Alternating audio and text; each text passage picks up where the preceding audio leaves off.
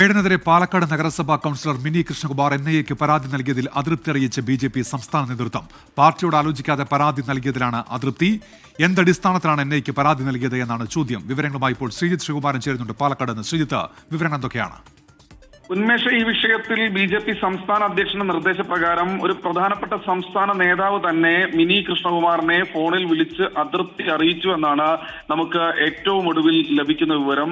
BJP നേതൃത്വത്തോടോ ജില്ലാ പ്രസിഡന്റിനോടോ മറ്റോ ആലോചിക്കാതെയാണ് ഇത്തരമൊരു പരാതി സംസ്ഥാന നേതൃത്വത്തിന് നൽകിയിരിക്കുന്നത് എന്നാണ് ബി.ജെ.പിയുടെ കണ്ടെത്തൽ. അത് ബി.ജെ.പിയുടെ ജില്ലാ പ്രസിഡന്റിനോടും അതുപോലെ തന്നെ നേതാക്കളോടും ഒക്കെ സംസാരിച്ചിരുന്നു. ബി.ജെ.പി സംസ്ഥാന ജനറൽ സെക്രട്ടറി സി കൃഷ്ണകുമാറിന്റെ ഭാര്യ കൂടിയാണ് മിനി കൃഷ്ണകുമാർ. അവർ സ്റ്റാൻഡിംഗ് കമ്മിറ്റി ചെയർപേഴ്സൺ ആണ് പാലക്കാട് നഗരസഭയിലെ.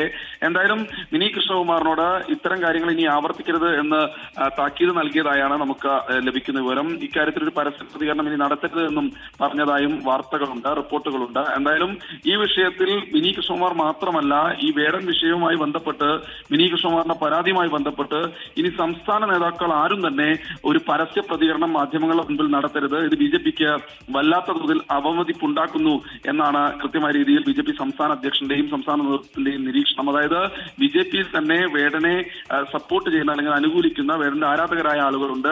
അവരെ സംബന്ധിച്ചിടത്തോളം പൊതുസമൂഹത്തിന്റെ ഭാഗമായി നിൽക്കുന്ന രാഷ്ട്രീയ പാർട്ടി എന്ന തരത്തിൽ വേടനെതിരെ ഇത്തരം പരാമർശങ്ങൾ നടത്തുന്നത് തെറ്റായ രീതിയിൽ പ്രവണതയാണ് എന്നാണ് ബി.ജെ.പി സംസ്ഥാന നേതൃത്വത്തിന്റെ ഒരു നിരീക്ഷണം. എന്തായാലും ഈ ഒരു വിഷയത്തിൽ ഒരു ഇനി പരസ്യ പ്രതികരണത്തിന് ഒരു നിർദ്ദേശം, ഒരു വേണ്ട എന്നൊരു നിർദ്ദേശം ബി.ജെ.പി നേതൃത്വം ഇതിനകം തന്നെ നൽകി കഴിഞ്ഞു. മിനിയുടെ പരാതി ബി.ജെ.പി നേതൃത്വം അറിഞ്ഞിട്ടല്ല എന്നും സംസ്ഥാന നേതൃത്വ നേതാക്കൾ ഇതിനോടകം തന്നെ വ്യക്തമാക്കുന്നു.